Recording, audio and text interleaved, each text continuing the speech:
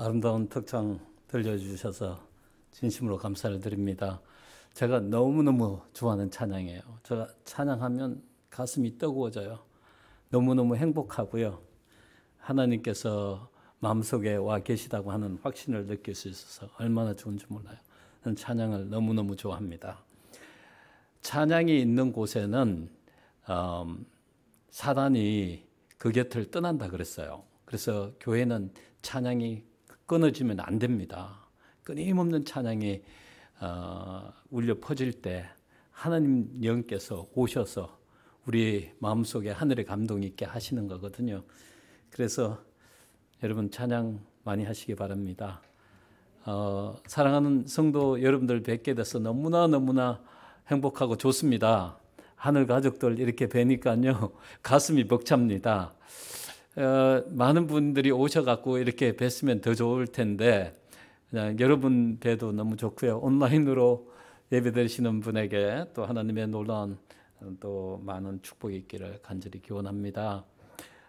제가 우리 임 목사님 너무너무 사랑하고 존경합니다. 제가 청년 때 많은 것을 가르쳐 주시고 또 오늘 이곳까지 오는데 많은 영적인 길잡이가 되어 주셨습니다. 그래서 언젠가 우리 목사님이 섬기시는 교회에 꼭 오고 싶었는데 이렇게 오게 돼서 큰 축복이라고 생각합니다. 고맙습니다. 초청해 주셔서 감사하고요. 제가 여러분들 뵀는데 처음 뵙는 분들도 계시고 또 오래 전에 뵌 분들도 계신데 우리 김석수 우리 장로님은 제가 어릴 때부터 자라던 교회에 함께 있었습니다. 제 후배고요. 또 이 교회에서 뵈니까 너무 좋고요. 우리는 하늘 가족이거든요. 언제 하늘나라 가서 다 같이 살게 될 겁니다. 이 세상에서 함께 사는 동안에 서로에게 행복을 주면서 또 격려하면서 꼭 하늘나라 같이 가라고 또 이렇게 함께 지낼 수 있는 특권을 주신 것 같습니다. 저는 이번 주에 사실 제가 발견한 하나님에 대한 이야기를 좀 드리면서 우리의 신앙의 근본적인 문제를 꼭 해결하지 않으면 안 되겠다라고 하는 생각을 했습니다. 왜냐하면 신앙의 그 구원에 대한 확신 또 하나님에 대한 확신이 없으면 신앙하는 것 자체가 무거운 짐이 될 수 있고요. 그리고 마음에는 항상 그늘이 있고요. 사실 교회에 나오지만 너무너무 힘든 시간들을 보낼 수밖에 없어요. 제가 개인적으로 경험하면서 너무 이 신앙의 깊은 스트럭을 하다 보니까 너무너무 힘든 시간 보냈거든요. 그러면서 어떤 때는 이 신앙의 근본적인 문제가 해결되지 않으면 이 세상에 오래 살아봤자 아무 의미가 없다고 하는 생각까지도 들더라고요. 그래서 우리 특히 재림 성도님들이 이런 구원의 확신 또 하나님의 사랑에 대한 확신을 가지고 정말 하나님께서 주시는 그 사랑에 대한 열정 그것을 가지고 또 하나님을 섬기고 또 이 공동체에서 서로를 섬기면서 하나님을 닮아가는 그런 사람들이 됐으면 너무 좋겠다라고 하는 생각을 가져요. 제가 수많은 교회들을 방문하면서 우리 성도님들에게 그러한 하나님이 주시는 그 구원의 확신 또 그 사랑에 대한 확신 그것을 통해서 오는 어떤 기쁨 이런 것을 잘 누리고 살지 못하는 것 같은 느낌이 들어서 좀 마음에 항상 부담이 됐습니다. 이번 주 한 주 동안 제가 만난 하나님에 대한 이야기를 하면서 그분이 얼마나 좋으시고 그분이 우리를 위해서 만들어 놓은 구원의 축복들을 누리면서 살 때 최고의 행복과 기쁨을 누리고 또 이 땅에 있는 동안에 진정한 하나님의 그 대사로서의 하늘의 대사로서의 역할을 다할 수 있는 사람들이 될 수 있다고 하는 생각을 가지면서 그런 말씀을 나누려고 합니다. 사실 여러분 세상에서 가장 소중한 것이 무엇이라고 생각하십니까? 세상에서 가장 소중한 것 여러분 한번 생각해 보십시오. 뭘까요?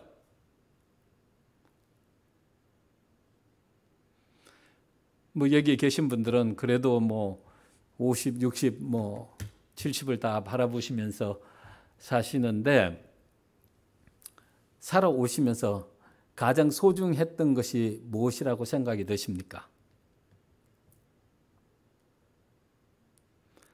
저는 개인적으로 구원이더라고요. 구원. 그동안 믿노라고 노력했는데 이 구원이라고 하는 것을 완전히 느낄 수 없다면 정말 이 세상에 사는 그 자체가 의미 없는 것이 아닌가 그런 생각을 늘 했습니다. 그것 때문에 정말 고민도 많이 하고 그랬어요. 교회 정언에 보니까 이런 이야기를 하셨어요. 하늘을 얻는 것은 모든 것을 얻는 것이고 하늘을 잃는 것은 모든 것을 잃는 것이다. 맞나요? 그렇게 생각하십니까? 우리는 정말 이 세상에 사는 특별한 의미를 두고 살아가고 있는 것 아닙니까?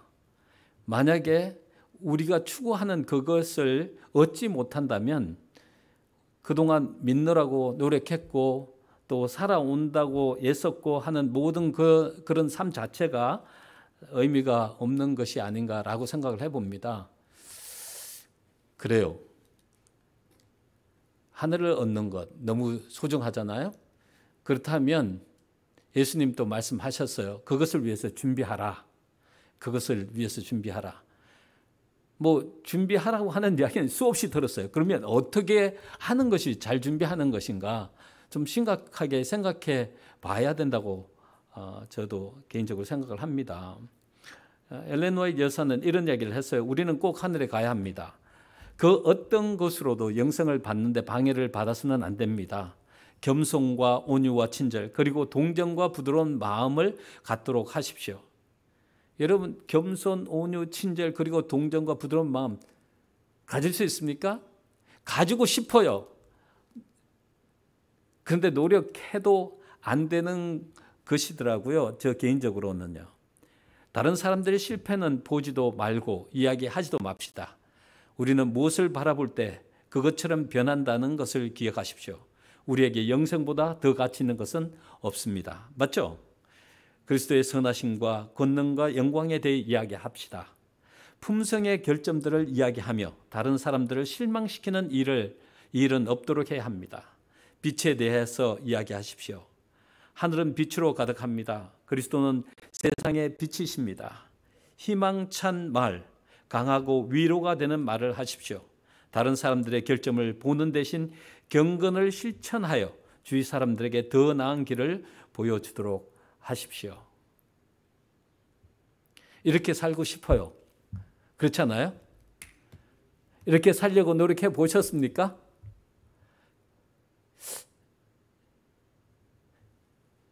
했는데 잘 되던가요? 저는요, 사실 목사가 되고 싶은 마음이 전혀 없었습니다. 제가 어려서부터 저는 제 자신을 바라보면서 제가 목사가 돼서 뭐 사람들에게 좋은 가마를 끼치고 하나님의 영광을 바라고 또 많은 사람을 구원할 만큼 그러한 능력이 없다고 생각이 들었어요. 그래서 일찍이 저는 목사가 되고 싶은 그런 꿈을 가져본 적이 없습니다. 그런데 신앙의 이 투쟁, 하나님과 만나고 싶은 그 마음, 애타게 찾다가 보니까 하나님을 만나고 나서 나의 삶이 달라지고 생각이 달라지고요. 그래서 하나님께서 오셔서 내 삶을 주관하시고 나의 발걸음을 인도하신다고 하는 그 확신을 가지게 되어서 하나님이 하라고 하신 대로 절개 순종하는 마음이 생긴 거예요. 그러다 보니까 이곳까지 오게 됐는데 제가 많은 생각을 했습니다. 나는 누구인가? 사실 저희 아버님은 교인이 아니셨습니다. 저희 아버님은 한국에서 공무원을 하시다가 전매청 이제 간부가 되시고 서장으로 계시면서 많은 돈을 만지시고 그래서 저희들도 부하게 살았습니다. 저희 가족이 7남 3녀입니다. 제가 9번째입니다.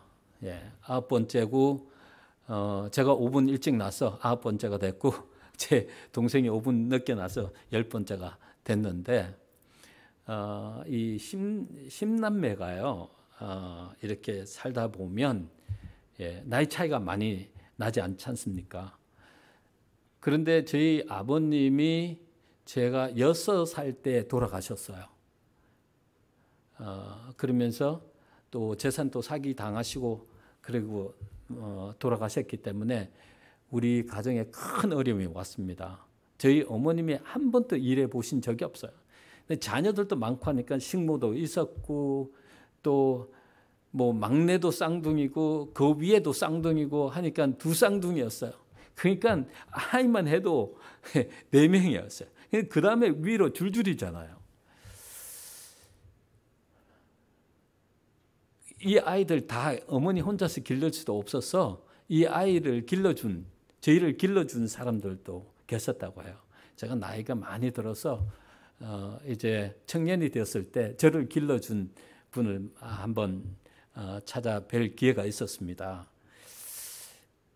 근데 아버님이 돌아가시고 난 다음에 우리 가정에 어려움이 오니까 어머님이 정말 고민을 많이 하셨어요. 그 또 재산을 찾기 위해서 많은 노력을 했는데 재산을 제대로 찾지도 못했어요. 그러니까 이 아이들을 공부시키고 또 이 아이들을 자라게 할 수 있는 방법은 이제 고아원에 보내는 것이다라고 생각하시고 저희를 고아원에 보냈어요.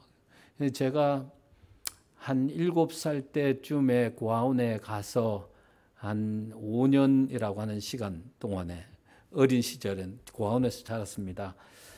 엄마의 사랑이 가장 많이 필요하고 아빠의 사랑이 가장 많이 필요한 순간에 어머니 곁을 떠난다고 하는 것은 정말 어린 아이가 결코 경험하지 말아야 하는 그런 아픔이었습니다. 너무너무 힘든 시간이었어요. 제가 고아원에서 어머니가 보고 싶어서 도망 나온 적이 몇 번 있었어요. 그래서 맨날 도망 나올 때마다 잡혀서 끌려 들어가고. 고아원에서 살면서 기억나는 것은 매 맞은 것밖에 기억이 안 나요. 또 배고팠던 것. 예. 그러면서 힘든 시간을 보내면서 내가 부모를 잘못 만나서 이런 경험을 하고 있구나 하는 그런 생각도 해보고 수많은 생각을 하게 되죠. 국민학교 한 5학년쯤 돼서는 더 이상 고아원에서 견딜 수가 없어서 도망 나왔어요. 그래서 저희 어머님이 서울에 사셨는데 제가 있던 곳은 부산이었어요. 예, 부산에서 서울까지 가는데 그 아이가 뭐 돈이 있었겠어요, 뭐야. 그날은 학교도 가지 않고 밤에 이제 도둑기차를 타고 서울로 이제 오게 됐는데 그 다음 날 저녁에 물어서 도둑기차를 타고 또 버스를 2번 갈아타고 옛날에 한 번 집에 왔던 그 기억을 더듬어서 집을 찾아온 겁니다. 그러면서 그렇게 어렸을 때 가장 힘든 시간들을 보내면서 제가 신앙하는 가운데 가장 힘들었던 것이 어렸을 때 상처받았던 그런 기억들을 아버지로부터 사랑을 한 번도 받아본 생각이 없었던 것. 그래서 그 원망들이 가슴에 가득 차 있어서 하나님의 사랑을 깨닫는데 무지 힘든 시간을 보내게 된 거예요. 근데 이제 집으로 돌아왔을 때 저희 큰형님이 이제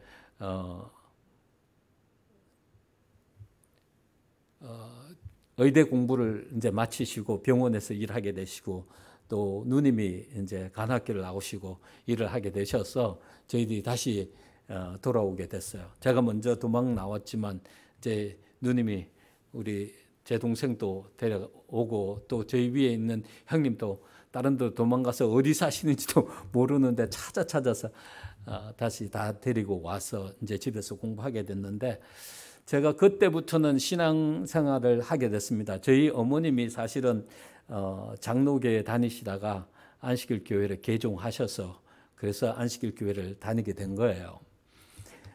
그때부터 이제 신앙을 하게 됐는데, 신앙하면서 제가 가장 힘들었던 게 하나님의 사랑을 깨닫는 것이었어요.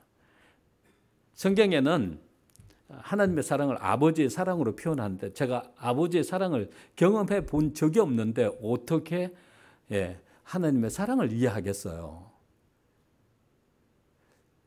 목사님들이 설교를 하시지만 일시적인 감동은 있어요. 그렇지만 그게 마음으로 와닿지 않았어요. 그것이 너무너무 힘든 신앙생활을 하도록 만들었습니다. 그리고 어머니가 이제 저희들을 신앙적으로 교육시키기 위해서 꽤 노력을 많이 하셨죠. 그리고 새벽이면 저희들이 꼭 교회 가서 기도해야 된다고 깨우셔갖고 깨워서 우리를 데리고 교회 가서 기도하게 하고, 그런 가운데서도 제가 제 마음에 하나님의 사랑에 대한 확신이 없었어요. 그래서 제가 이제 자라면서 나는 결혼을 하면 아이를 다시는 낳지 않겠다. 왜냐하면 제가 개인적으로 하나님의 사랑에 대한 확신도 없고 구원에 대한 확신이 없으니까 아이를 낳아서 하나님의 사랑에 대한 이야기 또 구원에 대한 확신을 줘서 같이 하늘나라에 갈 자신이 없는 거예요. 그리고 제가 살아왔던 그 아픈 시간들 내 자녀들이 경험하게 하는 것 하고 싶지 않았어요.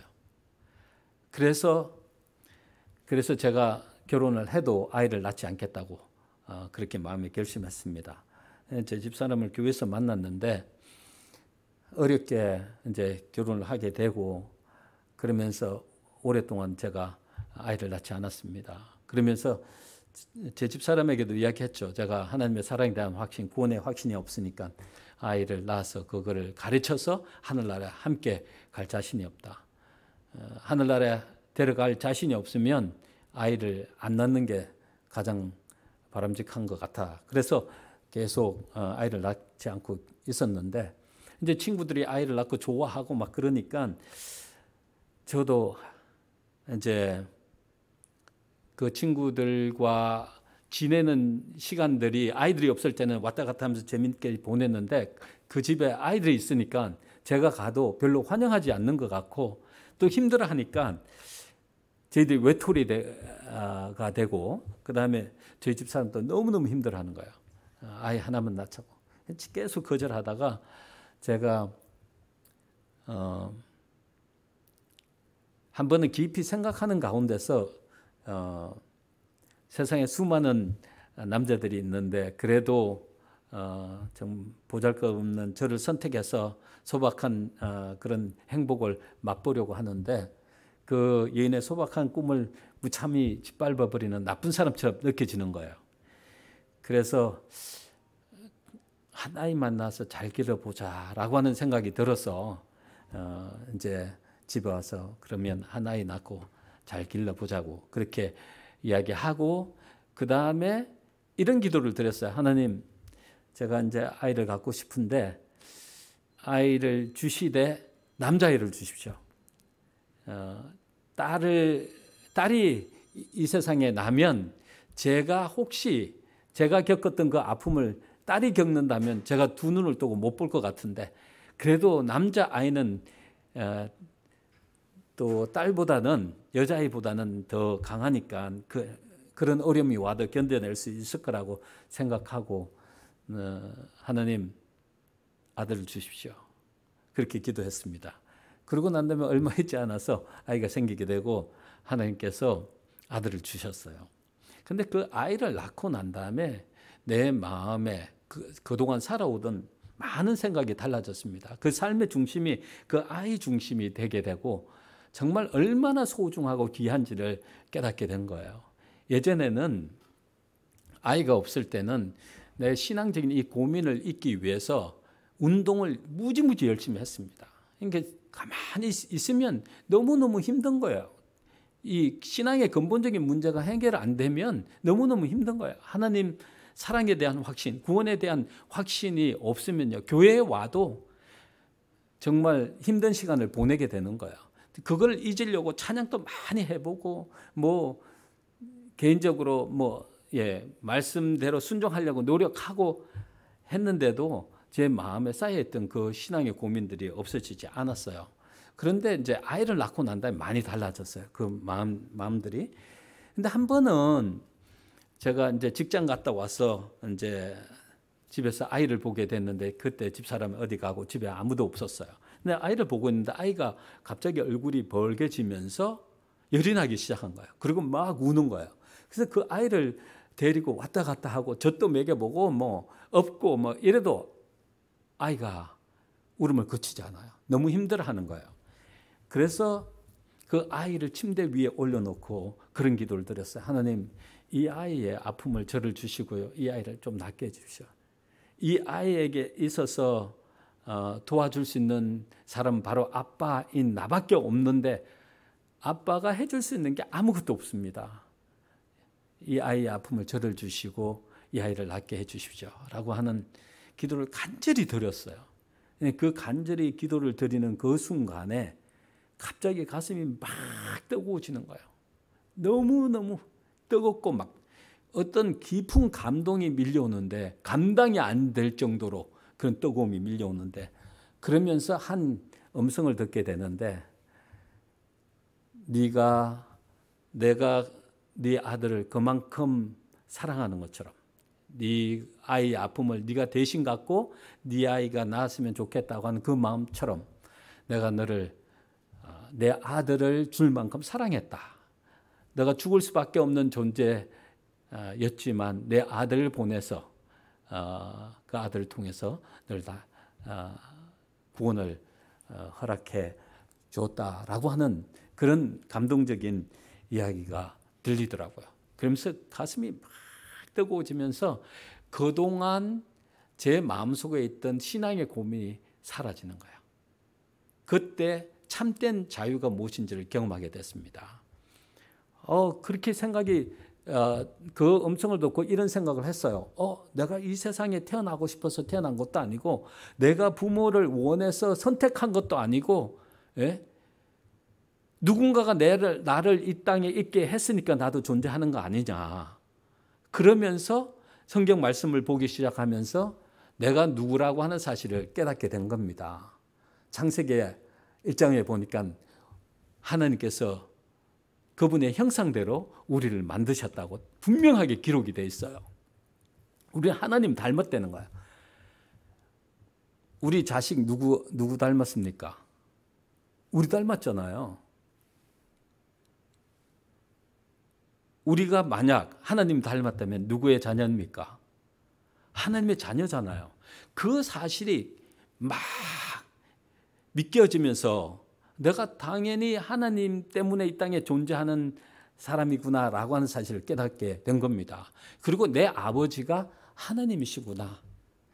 정말 이 땅에 존재하는 아버지가 내 아버지로서, 내 삶의 책임자로서 있다면 그건 unfair. 왜냐하면 그 사람은 나에게 한 번도 사랑을 준 기억이 없거든요.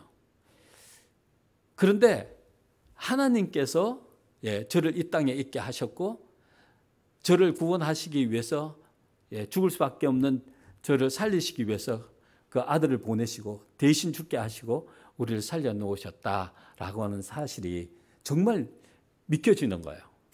그러면서 신앙의 고민이 사라지고 그 다음에 구원의 확신이 밀려왔습니다. 그 아버지가 내 아버지구나 하는 사실. 그 아버지는 내가 어떤 존재라고 하는 사실을 너무나 잘 알고 계시고, 그분이 내가 어떻게 구원받을 것인지에 대해서 다 알고 계시고, 그분이 내 구원을 위해서 최선을 다하고 계시고, 그렇다면 나는 분명하게 구원을 받을 수 있는 존재라고 하는 사실을 깨닫게 된 겁니다. 말씀을 깊이 보면 볼수록 이제 그 사실에 대해서 진실하게 느껴지는 거예요. 왜냐하면 하나님께서 우리를 창조하시기 전에 이미 우리가 이 땅에 살면서 범죄할 것을 아시고 그분이 대신 돌아가실 것까지 계획해 놓으시고 우리를 창조하셨다고 기록됐습니다. 그것이 창세전부터 감춰진 비밀이었어요. 그것이 아담이 범죄한 후에 그 사실이 공포되잖아요. 창세기 3장 15절에 그 사실이 공포되면서 그 하나님이 우리를 살리시기 위해서 대신 돌아가신다고 하는 사실을 공포해 놓으셨어요. 그 이야기는 그분은 우리의 운명에 대해서 책임지시겠다고 하는 약속입니다. 그 사실이 믿겨진 거예요. 그래서 말씀을 보면서 깊은 감동을 받았어요. 저는 어떤 존재인가를 다시 한번 확인한 겁니다. 하나님의 아들이라고 하는 사실을 확인하게 되니까 정말 삶에 대한 자신감이 생겼어요.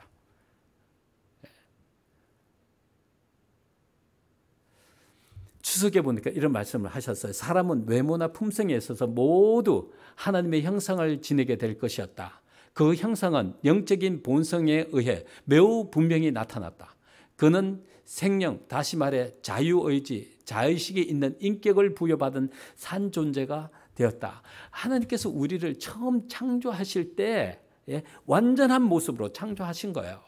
죄로 인해서 망가졌지만 그것을 다시 회복시켜 주시기 위해서 예수님을 보내셨고, 그리고 그걸 믿는 자마다 멸망치 않고 영생을 얻으면서 그것이 다시 회복되게 만들어 놓으신 겁니다. 운명에 대해서 책임지시겠다는 거예요. 이 본성은 제가 하나님의 모습을 망쳐버리기까지 그 조물주의 신적 거룩함을 반영하였다. 우리는 성품면에서 그리고 외적인 모습에서 완전히 하나님을 닮은 존재들입니다. 하나님의 자녀예요.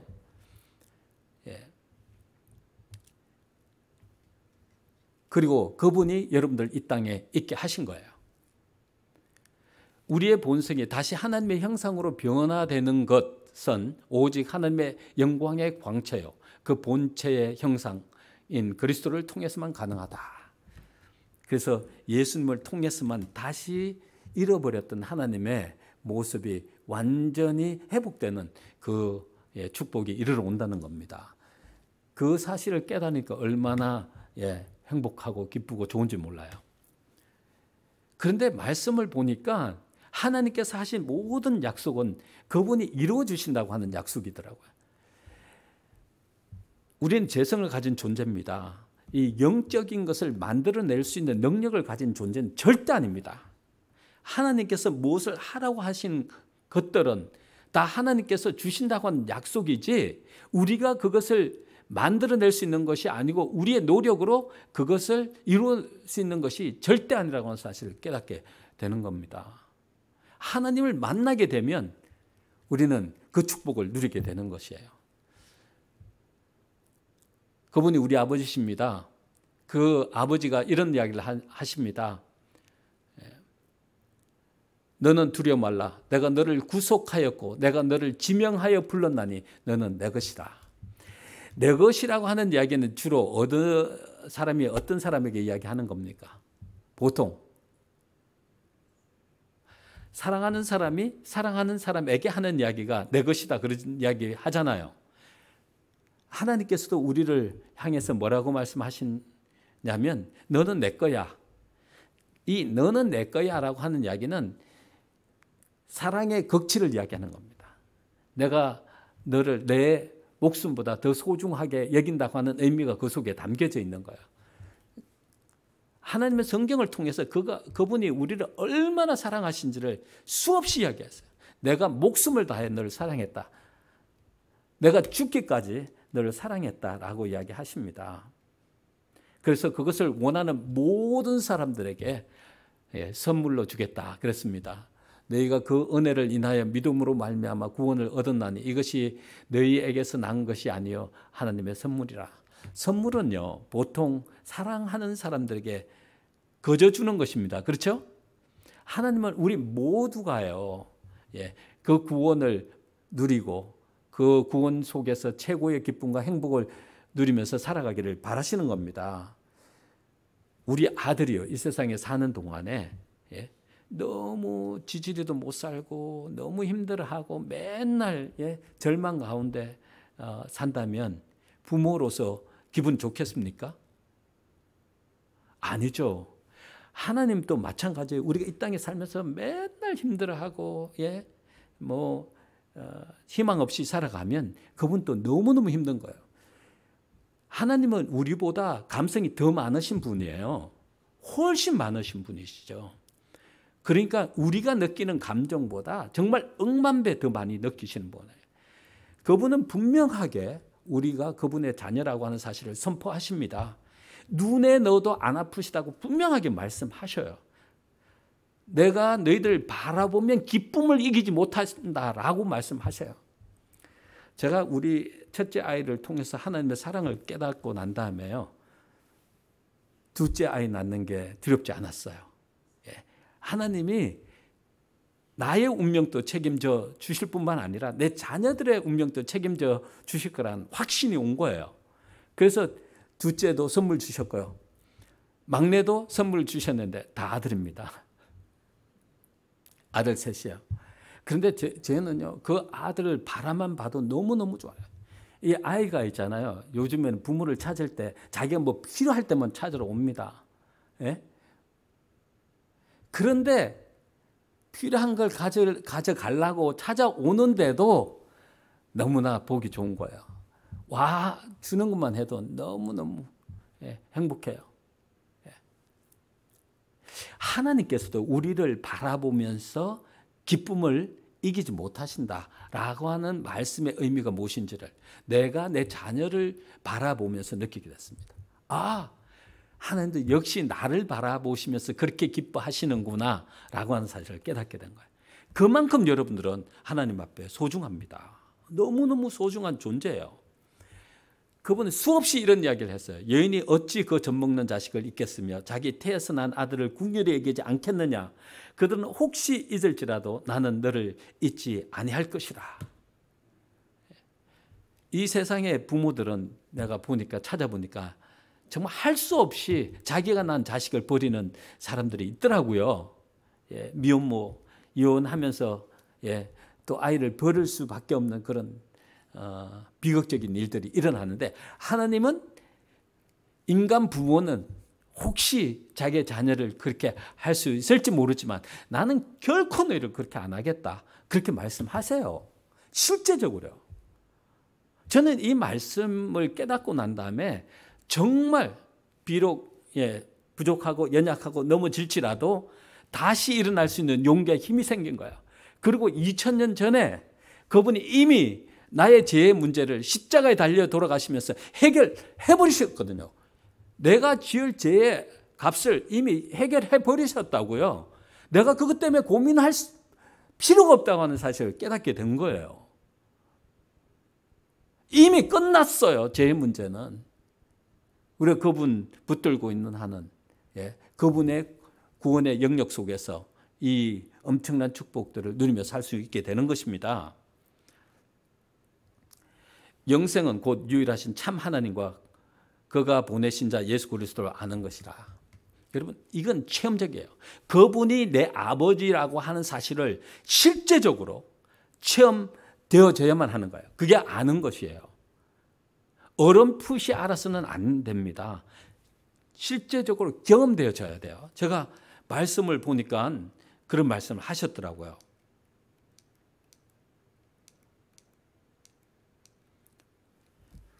산상보훈에 보니까요, 인류와 하나님 사이에 존재해야 할 관계에 대한 이론적인 이해와 함께 이 세상에 풍부한 지혜를 갖고 있는 사람일지라도 사랑에 관한 체험적인 지식이 없다면 여전히 잃어버린 바 될 것이다.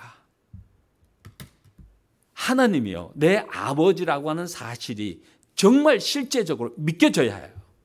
그래야지 진리가 너희를 자유케 하리라고 하는 그 해방감을 느낄 수가 있는 거예요. 체험적인 신앙, 하나님께 대한 절대적인 그 사랑에 대한 확신, 이런 것이 얼마나 중요한지 몰라요. 이 감동이요, 어떤 사람은 굉장히 강하게 오기도 하고 어떤 분들은 어렴풋이 오기도 하지만 거기에 대한 믿음, 그걸 붙들고 나가야 하는 겁니다. 다른 사람에게 선을 행하려는 그의 노력은 결실을 맺지 못하고 그의 생애의 목표가 되어야 할 것, 곧 하나님에게 영광을 돌리는 일도 달성되지 못할 것이다. 뭐를 경험하지 못하면 체험적인 하나님의 사랑에 관한 체험적인 경험이 없으면, 확신이 안 오면요, 하나님께서 하신 말씀에 대한 그 확신이 안 오면요, 우리가 하는 모든 것이 무의미하다고 하는 사실을 말씀해 주시는 거예요. 이 확신이요, 우리의 존재가 어떠한 존재인지를 깨닫게 되고요, 내 존재에 대한 가치를 깨달으면서 내 스스로 변하는 것을 경험하게 될 것입니다. 우리의 근본적인 문제가 바로 여기에 있어요. 체험적인 신앙이에요. 사랑에 대한 체험적인 지식이 있어야 하는 겁니다. 이 경험이 없으면 말씀이요, 무거운 짐이 될 수밖에 없어요. 성경은요, 분명하게 우리 보러 그분을 아버지라고 부르라 그랬어요. 너희가 아들인 고로 하나님이 그 아들의 영을 우리 마음 가운데 보내서 아바 아버지라 부르게 하셨느니라. 하나님께서 우리를 향하여 나를 아버지라고 불러 라고 말씀하시는 거예요. 내가 너희를 이 땅에 있게 했다. 내가 아니면 너희는 이 땅에 존재할 존재가 아니라고 내가 있게 한 거야. 나의 모습을 닮은. 그래서 너희는 내 아들과 딸들이야. 나를 아버지라고 불러. 여러분 기도하실 때 아버지 하나님 할 때 정말 아버지처럼 느껴졌어요? 실제적인 아버지처럼 하나님이 그렇게 느껴지셨습니까? 그 느낌이 얼마나 소중한지 몰라요. 삶의 방향이 달라집니다. 이 깨달음이 오면 우리의 모습이 달라지고 삶의 방향이 달라지고 목표가 달라지고 하나님에 대한 사업에 대한 열정이 생기게 되고, 이 열정은 식을 수가 없어요. 그 확신이 밀려옵니다.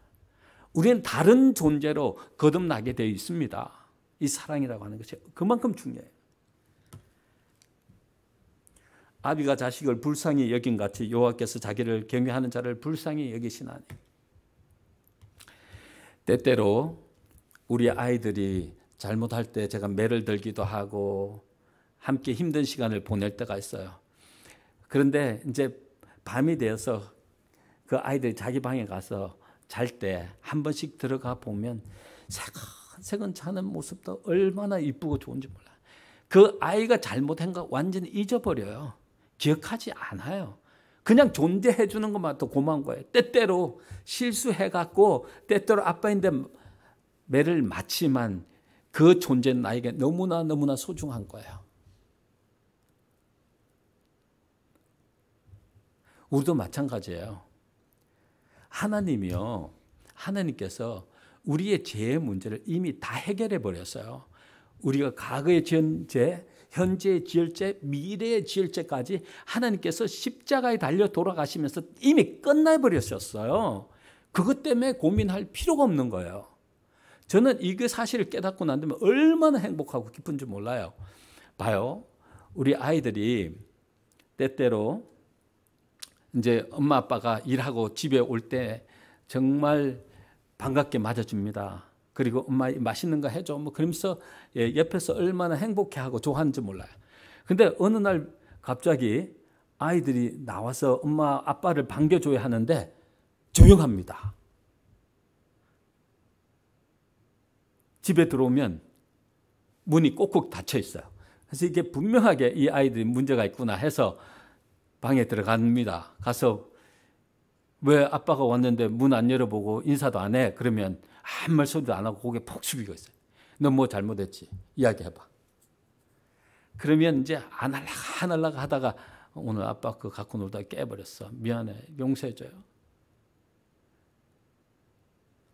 그러면 아빠가 이놈 죽일 놈 하고 욕합니까?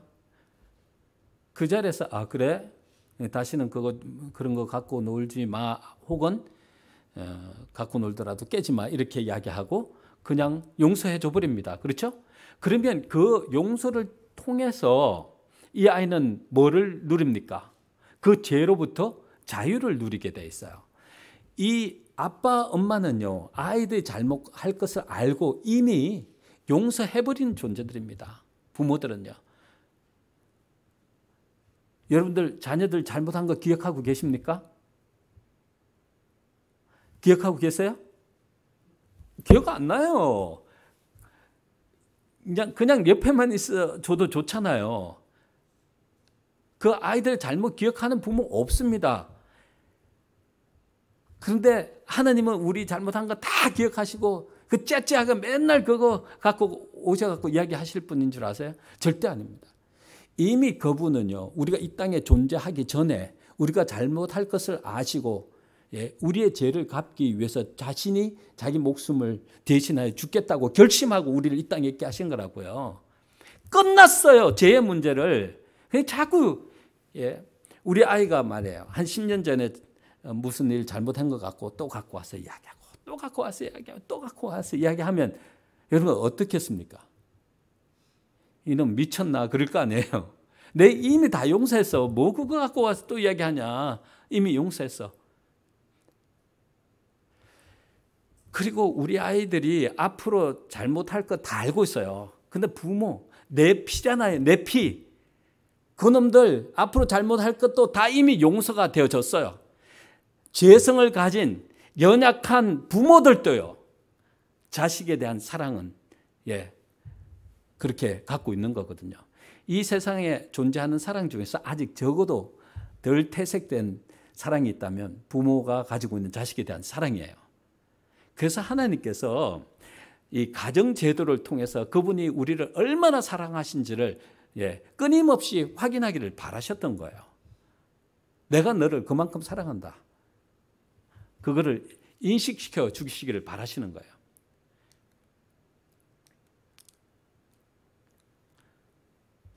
아버지 하나님의 사랑은 그리스도의 죽음으로 드러났다. 이 중요한 사실은 속죄를 올바로 이해하기 위해 반드시 인식되어야 한다.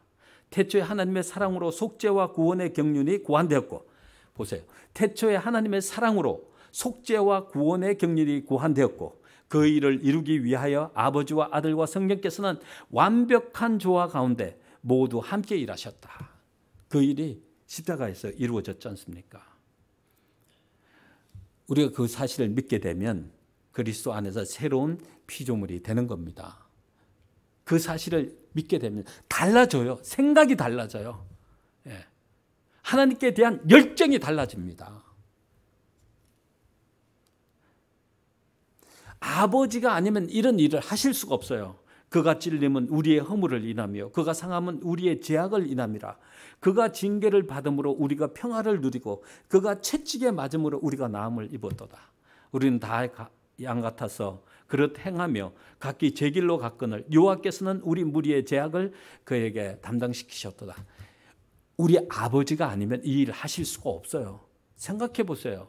어떤 존재가 나를 위해서 나의 죄를 대신하여 이 모든 고통을 다 경험하시면서 우리가 평안하고 안전하기를 바라시겠습니까? 제가 제 아들이 아파서 힘들어하는 걸 보고 부모의 사랑으로 그 아들의 아픔을 내가 갖고 그 아들이 나았으면 좋겠다 하는 그 마음, 하나님의 마음은 그거보다 억만배 우리가 청량할 수 없을 만큼 그렇게 뜨거움으로 우리를 사랑하고 계신 거예요.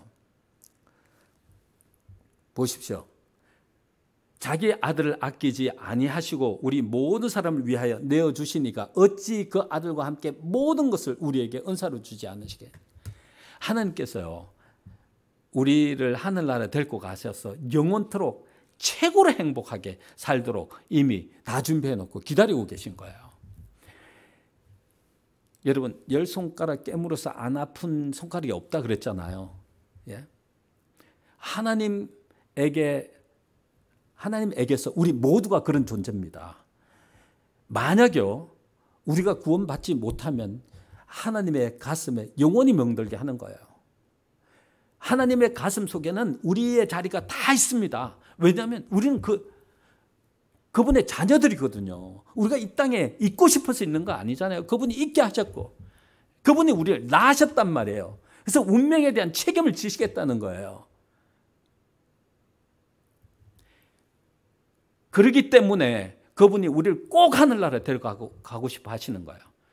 그래서 말씀 속에 보면 그분이 우리의 구원을 위해서 그분이 하실 수 있는 모든 것을 다 하신다고 말씀하시잖아요. 예언의 신의 말씀을 보면 비록 우리가 사단의 소유물이 되어 있을지라도 그분은 결단코 우리를 포기하지 않으신다 그랬어요. 포기할 수 없죠. 피로 샀는데 자기의 목숨을 다 줬는데 어떻게 포기해요? 안 포기해요. 누가 너희 하나님의 택하신 자들을 송사하리요? 의롭다 하시는 이는 하나님이시니 누가 정죄하리요?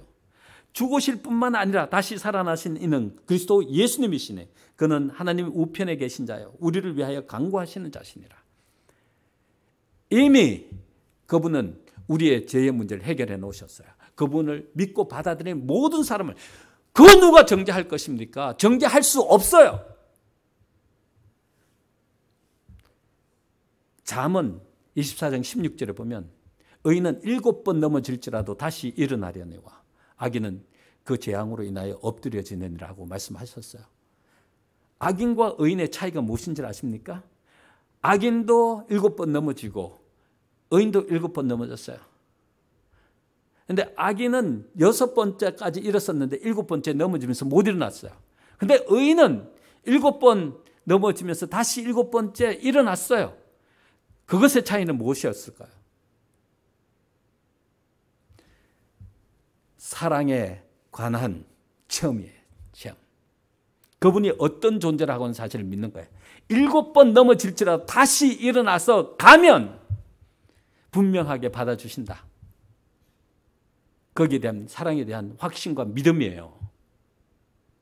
그게 의인과 악인의 차이입니다. 악인은 6번까지 일어났다가 7번째 못 일어나면서 벼르기도 낯짝에 있는데 나도 나를 용서 못하는데 하나님이 어떻게 나를 용서하실 거야. 정말 나 같은 존재, 하나님을 수없이 배반하고 이렇게 연약한 존재를 어떻게 사랑하신단 말이야. 이해가 안 돼. 나도 나를 용서 못해.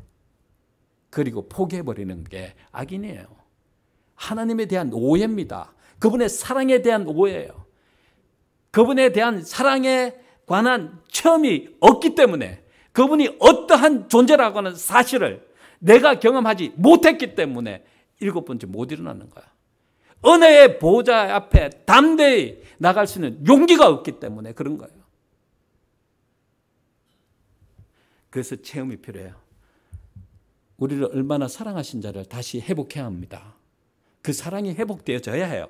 그렇지 않으면 우리는 희망 없는 존재입니다. 인류와 하나님 사이에 존재해야 할 관계에 대한 이론적인 이해와 함께 이 세상에 풍부한 지혜를 갖고 있는 사람일지라도 완전한, 세상이 볼 때는 이러한 존재가 완전한 존재야. 그러나 사랑에 관한 체험적인 지식이 없다면 여전히 잃어버린 바 될 것이다.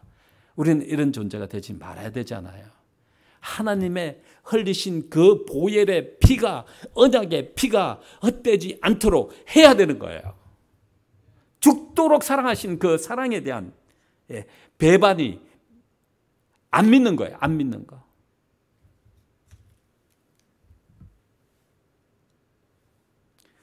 사랑은 여기 있으니 우리가 하나님을 사랑한 것이 아니요 하나님이 우리를 사랑하사 우리 죄를 속하기 위하여 화목제물로 그 아들을 보내셨습니다. 이미 죄의 문제는 끝났습니다. 회개하라, 자복하라고 하는 것은 우리 자신을 위해서 하시는 거예요. 자녀들이 잘못한 것을 숨기면 자유가 없어져요. 아담이 그렇게 하나님 만나기 좋아했다가 선악과를 따먹고 난 다음에 숨어버렸어요. 하나님은 그가 비록 죄를 졌지만 그 사랑하는 아담과 하와를 만나고 싶어서 찾아오잖아요. 죄 지은 것 알면서도 아담아, 아담아, 내가 어디 있느냐. 찾아와서 그 본인 자신이 그들의 죄값을 대신해서 죽을 것까지도 다 보여주시잖아요. 하나님이 오늘 우리를 방문하시면서 내가 너를 위해서 죽었다라고 이야기하는 겁니다. 너는 영원히 살아라. 이제는 영원히 살아다오. 제발 나의 죽음을 헛되이 하지 말고 믿어다오 라고 하시는 거예요. 그래서 첫사랑이 회복되어져야 하는 겁니다. 사랑도 우리 마음대로 할 수 없어요.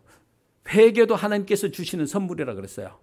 그 사랑이 와야만 우리는 사랑할 수 있는 존재가 되는 겁니다. 영적인 것은 우리가 창조하고 만들어낼 수 있는 존재가 아니에요. 그분이 오시면 자연적으로 사랑이 이루어지고 아까 전에 말씀하셨던 그 모든 것이 그분을 통해서 이루어지는 거예요. 얼마나 감사한지 몰라요. 저는요. 보세요. 내가 사람의 방언과 천사의 말을 할지라도 사랑이 없으면 소리나는 구리와 울리는 꽹과리가 되고 내가 예언하는 능이 있어 모든 비밀과 모든 지식을 알고 또 산을 옮길 만한 모든 믿음이 있을지라도 사랑이 없으면 내가 아무것도 아니요. 내가 내게 있는 모든 것으로 구제하고 내 몸을 불살하게 내어 줄지라도 사랑이 없으면 내게 아무 유익이 없느니라. 사랑에 대한 확신이에요. 이 사랑은요. 하나님이 오시지 않으면 느껴질 수 없는 거예요. 우리가 아무리 천사 같은 말을 하고 예언의 능이 있어서 모든 지식을 다 깨닫는다 할지라도 산을 옮길 만한 믿음이 있을지라도 사랑이 없으면 아무 유익이 없다는 거예요. 하나님이 오시지 않았다는 거, 그 마음속에. 하나님이 오신 증거는 뭐냐면 우리 속에 사랑이 있는 겁니다. 내가 미워했던 사람들도 사랑할 수 있는 마음들이 하나님이 오시면 생기게 돼 있는 거예요. 그런 적 믿음, 소망, 사랑 이 세 가지는 항상 있을 것인데 그 중에 제일은 사랑이라고 말씀하셨습니다. 사랑은 하나님이고 하나님은 사랑이세요. 그분의 사랑이 그분의 특성이시잖아요. 그래서 사랑이 있는 곳에 하나님이 계시고요. 하나님이 계신 곳에 사랑이 있도록 되어 있습니다. 이 교회가 부흥하고 발전하려면 하나님이 오셔야 하고 하나님이 오셨다고 하는 증거는 성도들이 그리스도 안에서 사랑하는 겁니다. 이 너전비 성령이요. 바로 그럴 때 내려지는 것이더라고요. 하나님의 사랑으로 한 공동체가 이루어질 때 너전비 성령이 내리게 돼요. 그게 바로 우리가 재림을 위해서 준비하는 겁니다. 예수님의 재림을 위해서 첫 번째 해야 될 것. 그분이 나를 대신하여 죽으신 내가 가장 사랑하는 아버지라고 하는 사실을 깨닫는 것이 재림을 위해서 첫 번째로 해야 할 일이고요. 그리고 그분이 오셔서 마음껏 사랑하도록 만들어주신 그 사랑을 실천하는 것이 재림을 위해서 준비하는 것이에요. 그때 너전비 성령이 내리는 것이에요. 이런비 성령이 내렸을 때 성도들의 모습이요. 그리스도의 사랑으로 하나가 됐습니다. 자기 거를 자기 것이라고 여기지 않고 서로 교제하면서 떡을 떼면서 기도하기를 힘쓰고 서로 격려하고 막 그럴 때 이런비 성령이 내렸거든요. 너전비 성령이 내리는 모습도 동일합니다. 우리가 하나님을 볼 수 없지만 우리가 서로 사랑하면 그분이 우리 안에서 거하시고 그분의 사랑이 우리 안에서 온전히 이루어진다라고 말씀하셨어요. 왜 교회들이 부흥하지 않느냐? 왜 우리의 가슴이 차갑고 냉랭하냐? 그분이 안 오신 겁니다. 우리가 믿노라고 공언하지만 아직 가슴이 뜨겁지 않은 것은 그분이 우리 삶의 주인이 아니시기 때문에 그렇습니다. 그분이 오시지 않았기 때문에 그렇습니다. 하나님의 사업에 대한 열정이 왜 없나요? 그분이 오시면 자연적으로 생기게 되는 것인데요. 원하는 모든 사람들에게 거저 주시는 선물이 영적인 것이에요. 그분이 오시면 주시는 거예요. 시바이츠 박사는 그런 이야기했어요. 사람의 가치는 그가 가진 사랑에 의해서 평가된다 그랬어요. 우리가 이 땅에 존재하는 이유는 하나님의 자녀로서 멋지게 살아가도록 하셨는데 그 가치가 무엇을 통해서 이루어지게 되어 있느냐면 사랑을 통해서 이루어지게 되어 있는 겁니다. 그 사랑이 우리를 이 땅에 하나님의 자녀로서 가장 멋지게 살아가도록 해주시는 겁니다. 제가 시간이 없기 때문에 다 말씀드리지 못해요. 에녹도 아들 무두셀라를 낳고 난 다음에 하나님의 사랑에 대해서 더 깊이를 깨닫게 돼요. 제가 예언의 신의 말씀을 보니까 그런 말씀을 하셨어요. 장남이 태어난 후에 에녹은 더 높은 경험에 이르렀고 하나님과 더 친밀한 교제 가운데로 이끌려 들어갔다. 그는 하나님의 자녀로서의 자신의 의미와 책임을 보다 더 완전히 깨달았다. 와, 여러분, 내 가슴이 차갑고 냉랭하고 하나님의 사업에 열정이 없다면 내 자녀들을 다시 한번 바라보게 되시길 바랍니다. 그러면서 내가 자녀들의 향한 그 사랑을 통하여 하나님이 나를 얼마나 사랑하시는지를 다시 한번 확인하게 되시기를 바랍니다. 첫사랑이 회복되어져야 돼요. 그리고 난 다음에 그분을 우리가 붙잡고 살아갈 때 그분께서 용기와 힘을 주시면서 그분이 원하시는 대로 살아가도록 해주시는 겁니다. 내 안에 거하라. 나도 너희 안에 거하리라. 가지가 포도나무에 붙어 있으면 저절로 과실을 맺은같이 너희도 내 안에 있으면 그래 하겠다. 그리고 난 다음에 마지막으로 하시는 말씀이 뭐냐면 너희가 나를 떠나서는 아무것도 할 수 없다. 그렇게 말씀하셔요. 너희가 나를 떠나서는 아무것도 할 수 없다. 하나님이 오시면 그것이 하나님께서 말씀하신 모든 것이 다 가능하게 되는 것입니다. 사랑하는 성도 여러분, 오늘 저녁에 우리가 재림을 위해서 가장 잘 준비되는 것, 그리고 마지막에 있을 대환란을 넉넉하게 통과할 수 있는 유일한 길은 하나님의 사랑에 대한 확신입니다. 그리고 그분이 우리 아버지라고 하는 사실을 믿는 그 믿음입니다. 그것이 아무리 힘든 그러한 삶이라도 넉넉하게 이길 수 있는 힘과 용기를 줄 것이고, 그것이 재림을 위해서 가장 잘 준비되도록 하나님께서 우리를 준비시켜 주실 겁니다. 준비라고 하는 것은 우리가 하는 게 아닙니다. 그분께서 하늘나라에 가서 살 수 있도록 준비시켜 주시는 거예요. 여러분들 할 수 있는 게 뭡니까? 아무것도 없어요. 우리의 노력으로는 안 되는 겁니다. 그분이 오셔야 해주는 거예요. 그러니까 이 영적인 고민, 세상적인 고민 다 버리시고 우리 자신을 하나님께 드림으로 이러한 축복을 누리게 되시고 구원의 확신, 하나님의 사랑의 확신을 가지고 최고의 기쁨과 행복을 누리면서 살게 되시기를 간절히 축원하면서 말씀 마치겠습니다. 기도하시겠습니다. 아버지 하나님, 오늘 저녁에 아버지의 사랑에 대한 이야기를 나눴습니다. 정말 우리를 얼마나 사랑하신지를 확실히 믿게 해주시고 우리 주님을 매 순간 의지하며 사랑하는 주의 종들 되도록 축복하여 주시옵소서. 그리고 하늘나라를 위해서 잘 준비될 수 있도록 도와주시옵소서. 그리고 복음을 이 땅에서 마치는 때 중요한 주역들이 되어서 주구의 역사를 마치는 사랑하는 주의 자녀들이 다 되도록 축복하여 주시옵기를 예수님의 성으로 간절히 기도드리옵나이다. 아멘.